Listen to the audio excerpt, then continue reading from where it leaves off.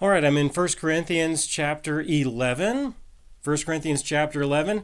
And in this message, I'm going to spend a lot of time talking about the subject of head covering, the subject of hair and honor, dishonor, that sort of stuff. In the previous message, I spent some time talking about responsibility versus authority. And so I'm going to be reviewing that just briefly and expand from there. All right, so let me go ahead and start out with what probably inspired this, which was probably Paul being asked a question.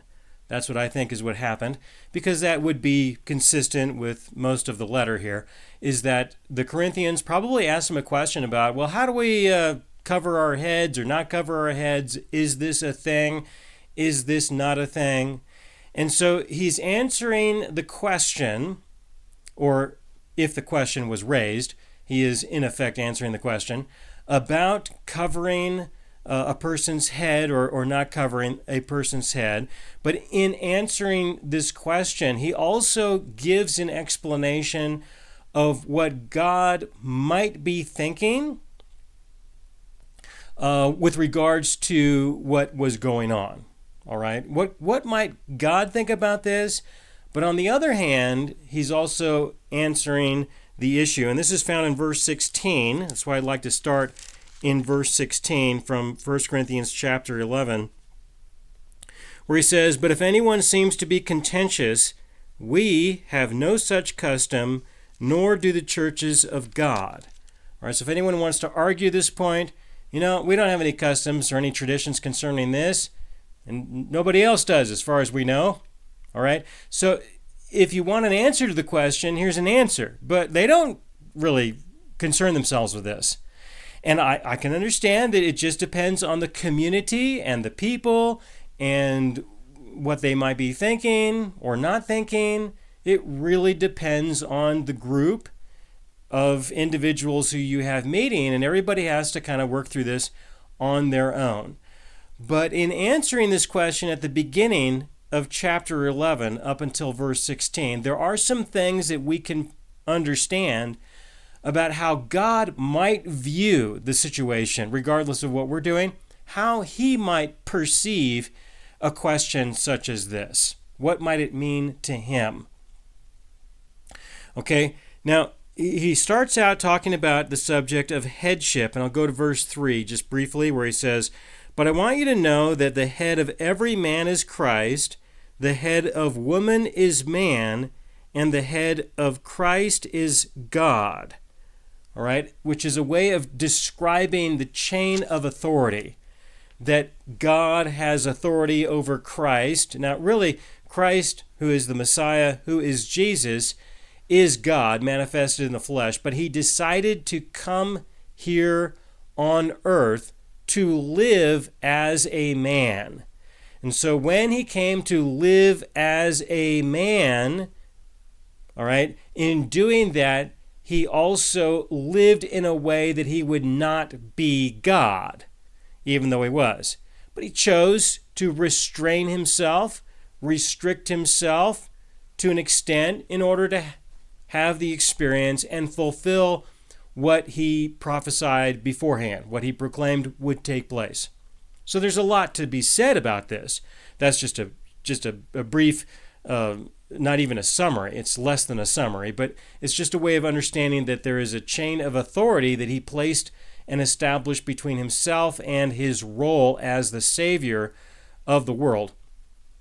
And that man is under the authority of the Messiah, which is also a way of saying that man is under the authority of God, but in the context of the era that we are in of the new covenant, well, we have a more refined definition of that authority, that we are under the authority of the new covenant as it's defined by God through the Messiah.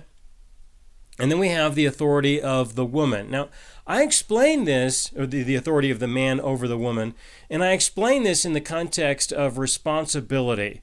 That if a person has a certain set of responsibilities, then they need to have the necessary authority in order to fulfill those responsibilities.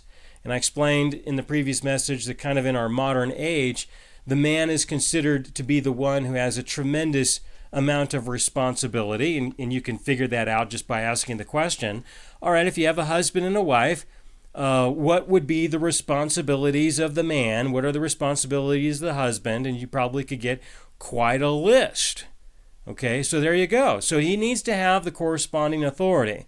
However, the way it tends to work out is that the ladies will assert that they have all of the authority, and that the man can only fulfill these responsibilities by their permission, in effect. They become an obstructionist in their man's lives. And this is just a common relationship description in our current era. It probably is not a good description of what your relationships are like, those of you who are viewing this, but understand that you are not the only people in the world, and that there are others, and the majority of those who are not viewing this, they probably have something that's going to be somewhat similar to what I just described. And so with that kind of confusion, to say that a man has authority over his wife just doesn't make any sense, and you get absolute blank stares. And I spent some time explaining this in the previous message.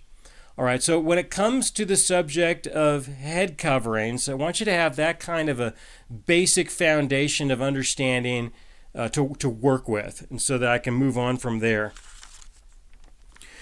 Okay, so moving on from there, I'm going to go to verse 4, where it says, every man praying or prophesying, having his head covered, dishonors his head. And I'm going to come back to that a little bit later. Verse 5, but every woman who prays or prophesies with her head uncovered dishonors her head, for that is one and the same as if her head were shaved.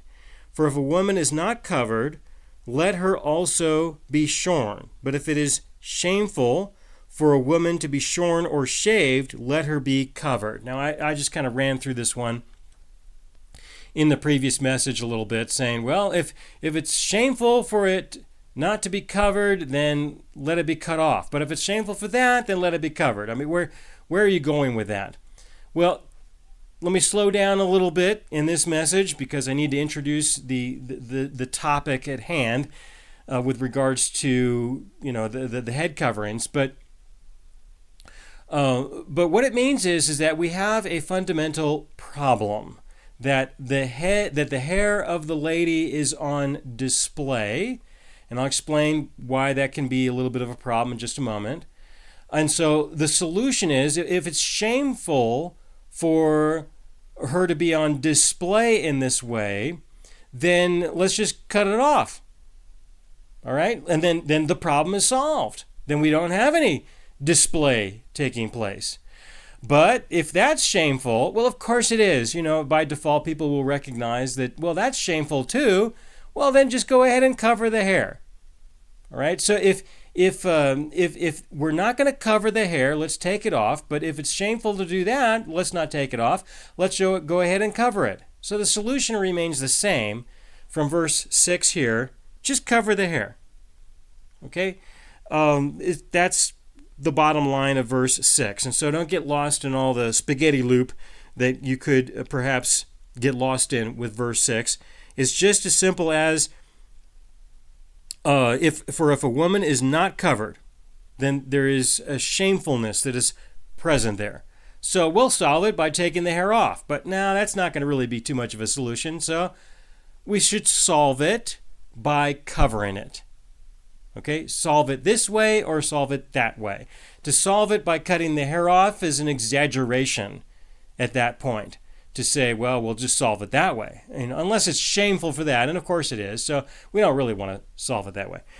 Okay, so let me move forward into verse 7. For a man indeed ought not to cover his head, since he is the image and glory of God. But woman is the glory of man. All right, now, I want to save verse 4 and verse 7 with regards to the man for just a moment. I'm going to save that, talk about that separately. And instead, I'm going to start with, what about the lady? All right, the lady is the glory of man.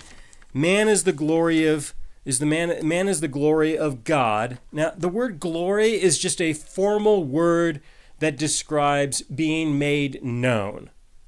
When we God, we are just making him known. That's fundamentally what that word represents.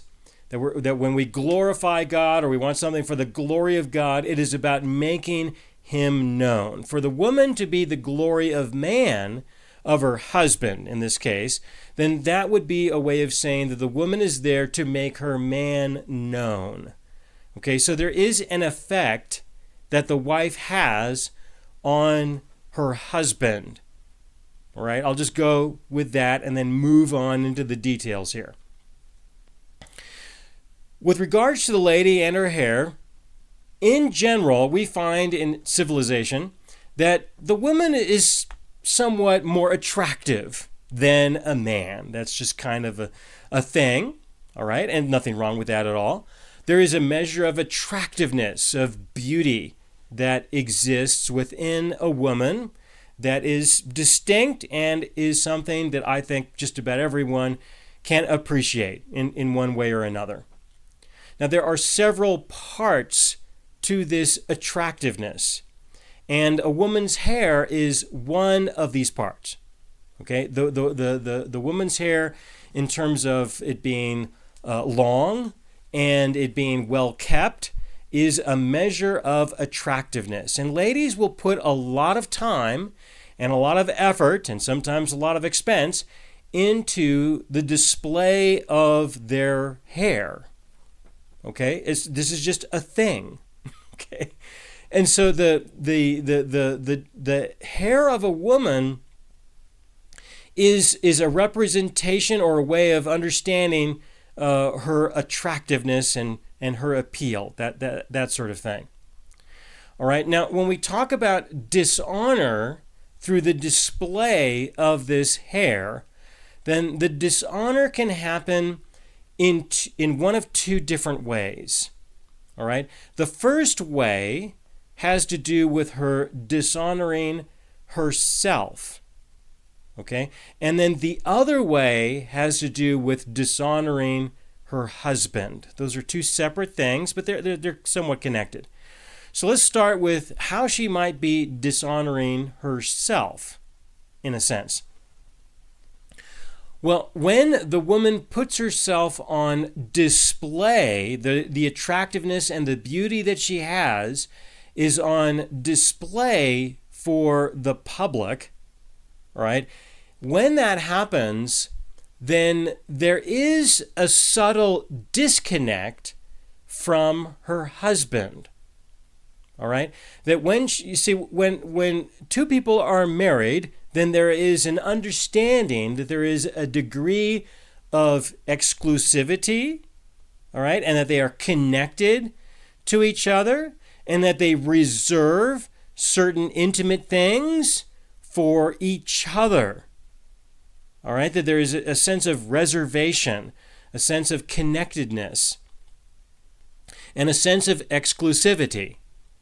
But when a woman will display her beauty and her presence for others to see to this extent, then there can be the perception that she is disconnecting from her husband and revealing things that would be exclusive for him. She is now going to reveal those things for others. All right? This is of course is just a description of how God might view the topic. But remember verse 16, but we don't have any such traditions, and I don't think any of the churches are observing this, but to answer the question from how God might perceive the topic, this is how it might be perceived. He might look at a collection of people, for example. If you have an assembly of people, such as a church, but this assembly can be anywhere, all right? It doesn't have to be in church. We don't have to have different rules for when you're in church and different rules when you go to some corporate function or party or something, right? Or even anywhere. that how would God perceive people interacting with each other in general? This could be a perception. He would see, okay, there's a husband and a wife. And look, the wife is putting herself on display for everybody else, all right? And we're using the hair as a part of the display of this beauty. So it is the potential separation from her husband that would dishonor her. Okay? That the idea of marriage is that there is honor found in reserving yourself for somebody else. Okay? In this case, in this example, that it is honorable for a wife to reserve herself for her husband and not just put herself on display for everybody else, in this sense. That it is honorable to do so, to look at your husband as someone who you are exclusive with, who you are his, okay, to have and to hold, right? I mean, you can go to your vows, and if you have any, that if that matters even, but there is a sense of exclusivity. So there is honor found in the exclusive marital relationship, but when this display takes place, then there can be a way of dishonoring the woman, or the woman is dishonoring herself by separating from her husband and connecting with, in a sense, joining with others who are observing her display. All right? So that is one way that she could be dishonoring herself. Okay, now how could she be dishonoring her husband?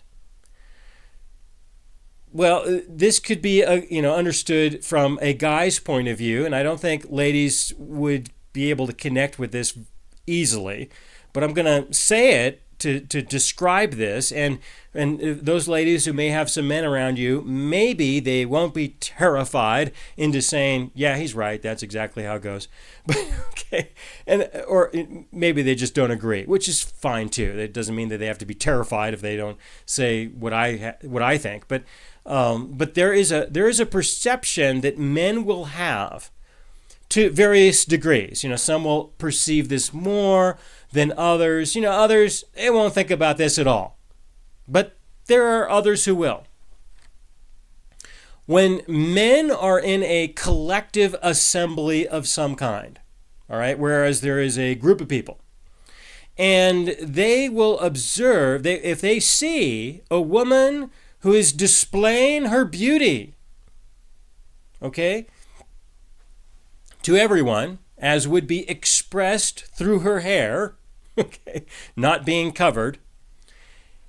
If a man observes a married woman displaying herself in this capacity, then yes, he is going to probably have a great deal of appreciation for the beauty that is presented. He may look at that and say, oh, wow, yeah, that's beautiful. Yes, she's beautiful. She's attractive. This is eye-catching. This is very nice to see. All right? But there is a word that would correspond to this kind of a revelation. The word for this is decoration. Okay? To look at the woman displaying herself in all of her beauty, we could call that a decoration. All right? A nice thing to look at. That's nice. And that's something that I think we could definitely have an appreciation for and say, this is good. All right? In the sense that there is beauty present, there is a nice decoration to view. This is good in that sense. I understand that. But would the man observing this, observing someone else's wife, would he look at her and think, yeah, but do I want her to be my wife? Those are two completely different things. One thing is, that's a nice decoration. The other thing is, do I want her to be my wife? Those are two completely separate items. All right. And so while a man may see that and appreciate it and enjoy that, would he really want her to be his wife? I'll tell you, there are men who would look at that and say, I don't think so. She's beautiful. She's beautiful. That, she's very, very, very nice. A good display, lovely decoration. But would I want her to be? Probably not, because subtly we can tell that she is dishonoring her husband by separating from him, in a sense that such things should probably be exclusive for him and not for everybody else. All right? And this could be a thing. I mean, it would be a conversation of, well, do you look when the wife is the most beautiful in appearance? Is that when she is with her husband privately, or is that when she is with other men who are not her husband? Okay? There are guys who would look at that and say, yeah, well, she doesn't look like that for her husband. She doesn't do that for him. I mean, when they go home, all this is stripped away. This is not what he sees on a regular basis. This is what I get to see, but that's not what he gets to see. So there is a separation between this is a nice person to view, a nice decoration, versus, I wouldn't want her to be my wife because I know that's not how she's going to treat me. That's how she treats other men. All right? So in that way, she dishonors her husband. So she can dishonor herself in this context by the separation, but she also dishonors her husband by showing that he is not a man who is well respected by his wife. And so being the glory of her husband, being a way of making him known, how is he going to be made known? How are people going to know him? People are going to look at him and they're going to say, oh, he's the guy who's got this woman in his life who relates to others this way, but does not relate to him in a better way than she relates to others. That's who he is. That's how we know him. We know him as this guy who's got a wife who he obviously fulfills a lot of responsibilities for, and this is what she thinks of him. This is how she treats him. Now, look, I'm not saying this in order to establish some kind of commandments and say that this is all you ladies, you better cover your hair. Okay? And if I was to see you present before me in some kind of an assembly, look, I would not be thinking about this. Okay? I just wouldn't. I have other things to think about anyway. But if you were to ask the question, how might this be perceived? And why would Paul say such things and use such words in chapter 11? I'm going to say that, well, how might God perhaps perceive this, or how could it be perceived? And, this is an answer to the question. Okay? It is an answer to the question. But remember, every assembly of people is different. And there are people who are different, and it's not always going to be reflected in that way. It's not always going to be reflected in that context. And so remember verse 16, where he says, after all of that, but if anyone seems to be contentious, we have no such custom, nor do the churches of God. We don't worry about this. Okay, so don't worry about this. Even though I said all that, I'm not saying that for you to be worried about it.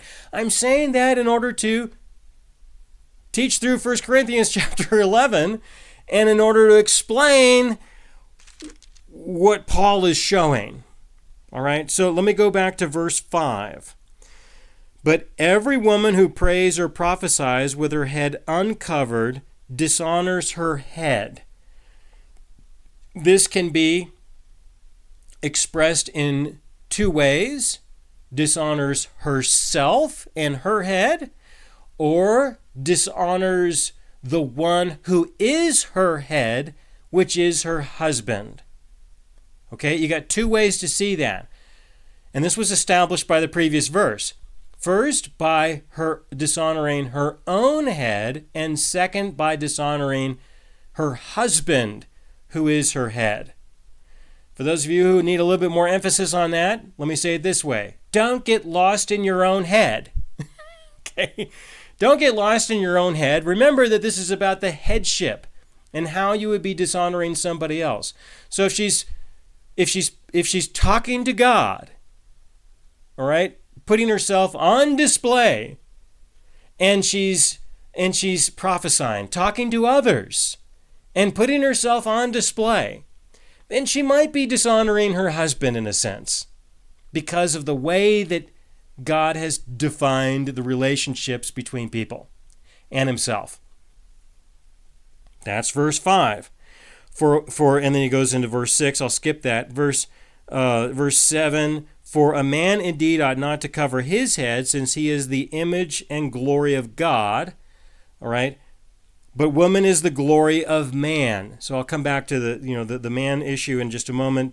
But if woman is the way of making the man known, then when she's talking to God and God created her for him, then what's she doing putting herself on display for God or others? Okay, she has a place in the relationship between God, the man, the husband, and the wife has a certain order to it in terms of authority. Okay, verse 8. For man is not from woman, but woman from man, part of the creative design. Nor was man created for the woman, but woman for the man. Now, let me read that again, verse 8. For man is not from woman, but woman is from man, nor was man created for the woman, but woman for the man. Now, that's kind of a distortion from today's point of view, where the attitude is that men exist for women.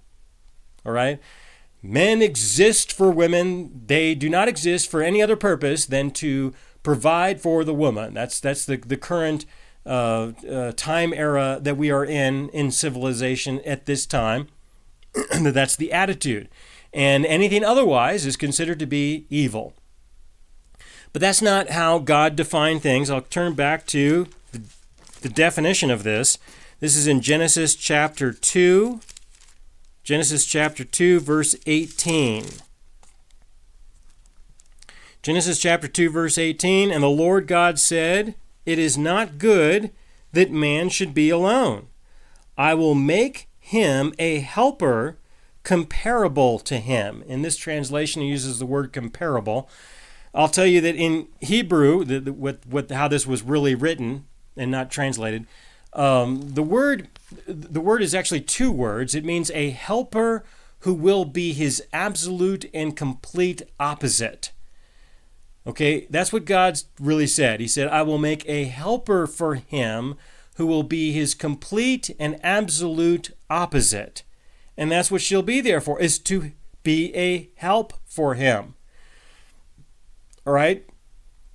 And then, and so, how this will work out, of course, depends on the uniqueness of people's relationships.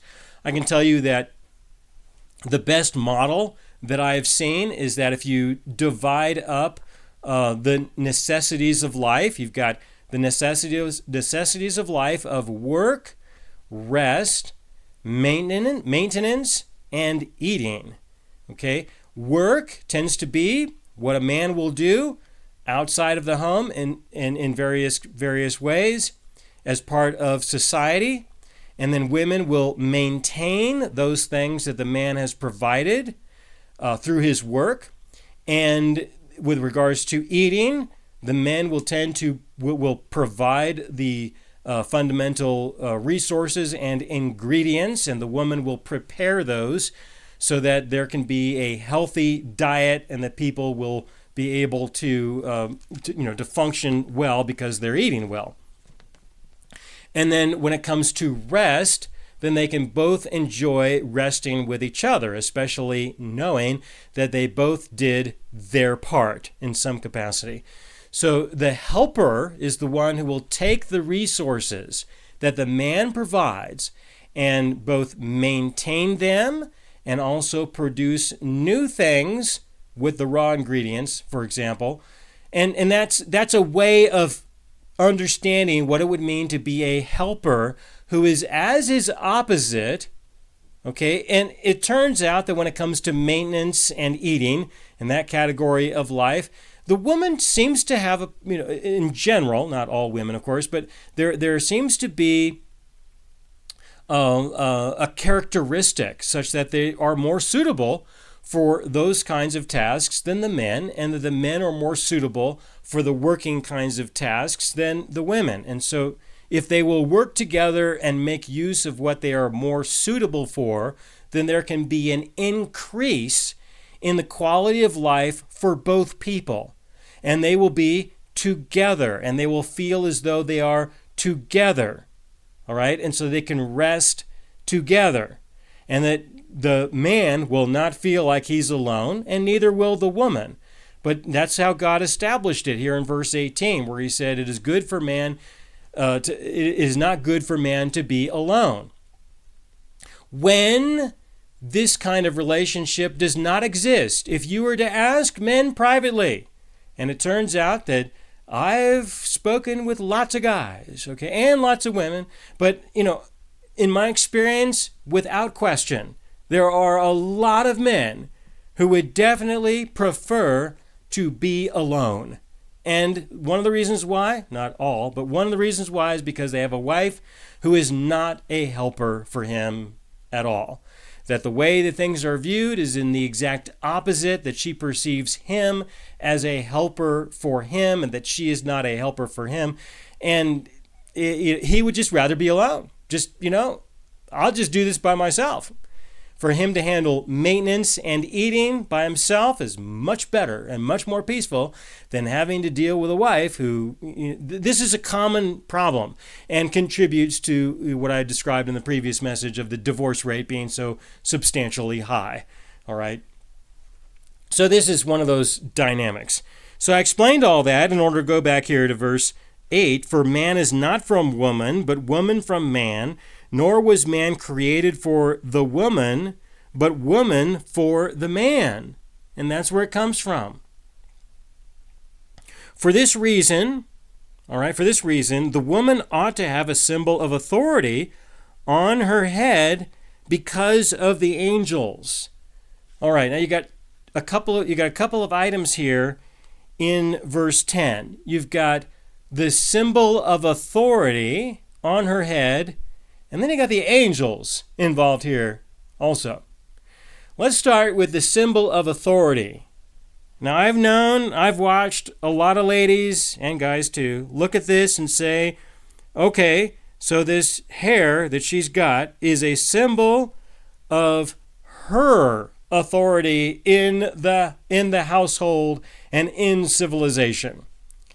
Okay, now listen, if we're going to say that the hair needs to be covered, and it is a symbol of her authority over others, that just doesn't connect, does it? I mean, all right? So you got a symbol, and we're going to hide it, but nobody can see that. All right? That doesn't fit. It's not the symbol of what her authority is. It is the symbol that she has a husband who has authority over her, that is her placement in the relationship and in civilization. That's what he's saying.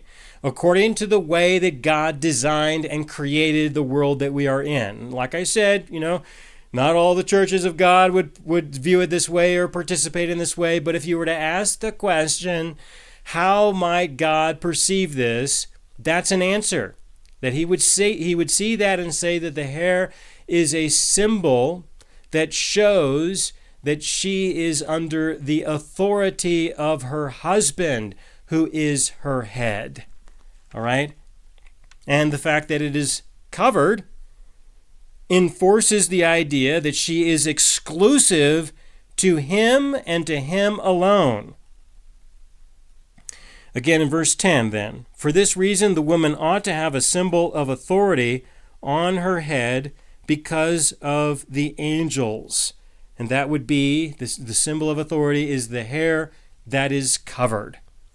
Now, why would this be of any benefit for the angels? Okay.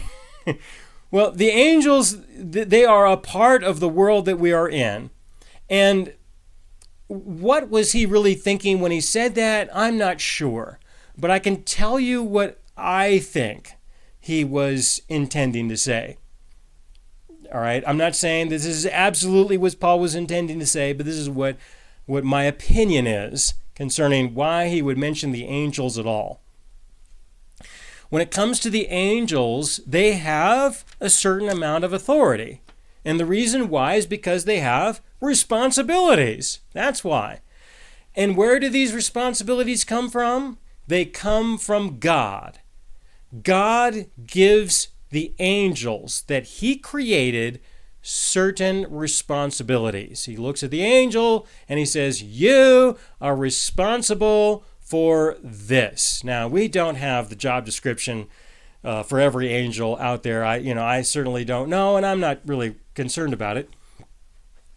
But I would say that such job descriptions exist, whatever they are, that there are responsibilities.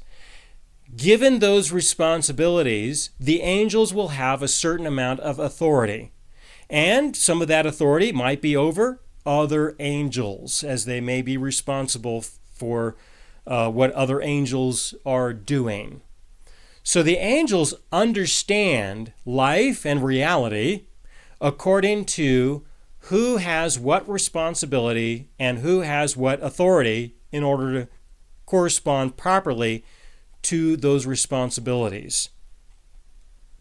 When God created man, there were certain responsibilities that were by default given by man, and that would be a whole other topic of discussion and consideration of, well, why would God create man, and what would those responsibilities be, and then what is the authority that man has in order to fulfill those responsibilities by his very existence, just because he exists. Okay, and there, like I said, probably a whole book could be written on that topic. I'm not going to go in that direction. But for the woman to be the helper for that man to fulfill those responsibilities, he will give her responsibilities, and she will have authority to fulfill those responsibilities. All right? Such as the home. If he provides her with a dwelling place, and in that dwelling place is a kitchen, all right? And she has the responsibility to do the maintenance inside the home. And he usually has the responsibility to do the maintenance outside of the home. That's normally how these things work out. And are well distributed because of the physical labor that can often be required. And then she has responsibilities in the kitchen, and he may also enjoy having responsibilities in the kitchen too. Lots of guys love to cook. I can relate to that. I cook, done most the absolute majority of all the cooking in my life I've done myself, so I can appreciate that. But it's a way of just simply understanding that they will have certain amount of authority. Okay, and a way to say that would be to say, lady, here's the place. You are in charge. All right, you're in charge of making sure that it is maintained. Here's the kitchen. You are in charge of the kitchen. Okay, that's a way of understanding responsibility and authority and how that can be distributed and understood for the angels to look at us. And they have responsibilities for us, don't they? We know that. Exactly what those are, we're not 100% sure of the totality of those descriptions, but we could look at that and say the angels have responsibilities in our lives and they would be interacting with us. They do that. So how would they view the man? How would they view the woman in the context that they know and that they understand? They would wonder, who has authority for what? All right, and according to who has responsibility for what. And so the covering of the woman's hair, from the angel's point of view, they would perceive that and say, oh, The man has authority over her, and he will give her responsibilities, and then she will have authority as she needs it to fulfill those responsibilities. And so that will be the chain of command, the order. The angels would view the order of authority as God has the absolute authority, and then through responsibilities given to the man has certain authority, and then responsibilities given to his wife, she has certain amount of authority. And then that's how they would be able to identify and place the woman in terms of what's she doing here, what's her role, what's the purpose, what's the involvement, what's the participation. All right, so for the sake of the angels, let's do this, and so we don't confuse the angels. Okay, as they're trying to fulfill their responsibilities, it might lead to some confusion for them, maybe, or something, or disruption, some uncertainty. They wouldn't know, well, how are we really going to do this? How are we going to fulfill our responsibilities? Again, verse 10, for this reason, the woman ought to have a symbol of authority on her head because of the angels. Nevertheless, all right, I like that word, verse 11. So, considering all of that, nevertheless, in other words, let's just go ahead and move on. Okay. Nevertheless, neither is man independent of woman, nor woman independent of man in the Lord. Okay. So a man may find it better for him to be alone than to have a woman who is not his helper. All right. That's the way it looked. That's the way it is. God said that in Genesis chapter 2, verse 18. It is good for man to not be alone if he has a woman who is a helper, who is his absolute opposite. But if she is not a helper and tries to be the same as him, he's probably going to prefer to be alone. Look, I didn't make the rules. Okay, that's just how I read it. Verse 11, he says that it doesn't mean that there is dependency, that there is independence. There is dependency between everyone as God created that to be the case.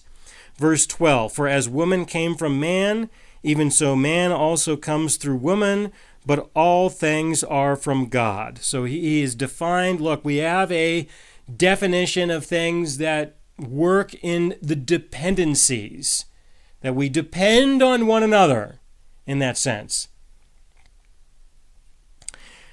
And then in verse 13, judge among yourselves. All right, judge among yourselves. Is it proper for a woman to pray to God with her head uncovered?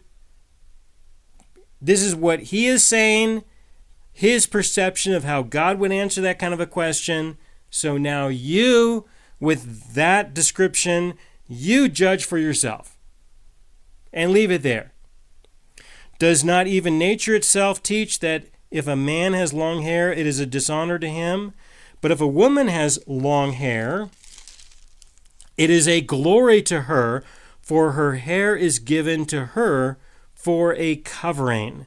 All right, now this does not mean that we don't, that there's not a separate covering. It's just it is a covering from the shamefulness of what would exist if there was none.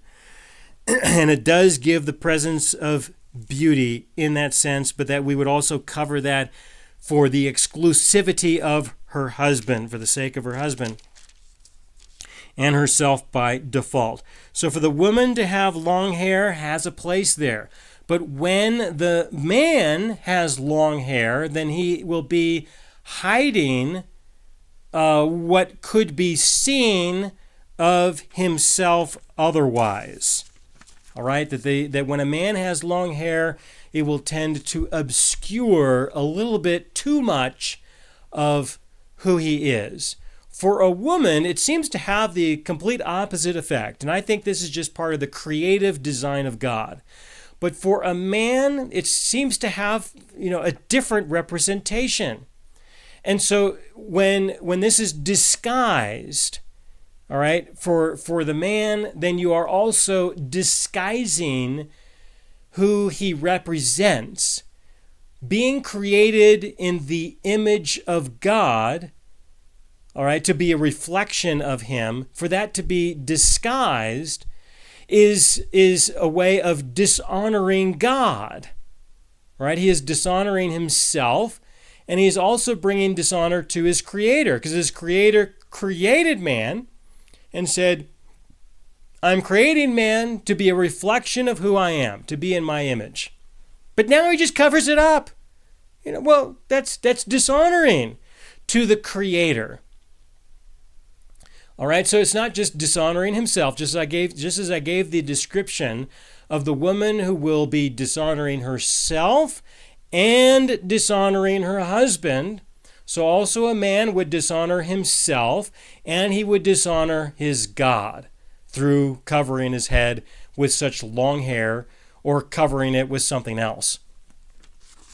All right, so then you can go back into the verses that are referring to the man praying or prophesying with his head uncovered. In verse 4, every man praying or prophesying having his head covered dishonors his head. And then you could see how that's reflected in the following verses from there.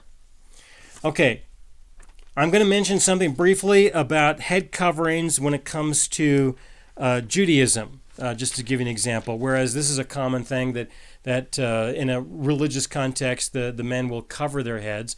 And we don't have a really well-defined history of what's called the yarmulke, of the head covering. And I suppose I could have brought one.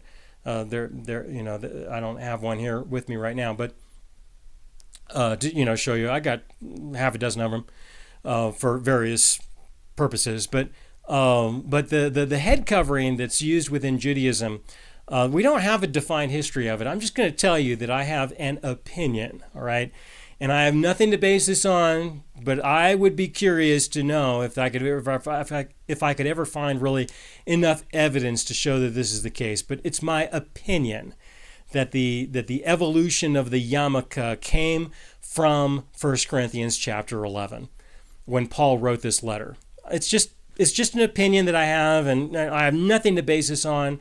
I can give you no references, but because of the uncertainty of how it got started, when it really got started, for real, really, and when did it become popular, I have the belief that it became popular because of what Paul wrote to the Corinthians in chapter 11, that this was something that some of the religious Jews became aware of, and they decided, well, we need to be sure that we are not like a Christian, okay? And to do that, we're going to cover the men's heads in order to make sure that we protest and that we say we are not one of these people who Paul says, are good people. We're not a Christian. In other words, I don't think that the yarmulke was an original idea. I think it was just simply a way of saying that we're just going to not be like a Christian. Instead of we are going to be this person, we're just going to not be that person, which I call very unoriginal. That's just my personal opinion. I'm just going to mention that. I don't have a question for you other than judge for yourselves and talk about this amongst yourselves. What do you all think about this? And I'll leave it with that. I'll proceed into the next topic in the next message. Thanks.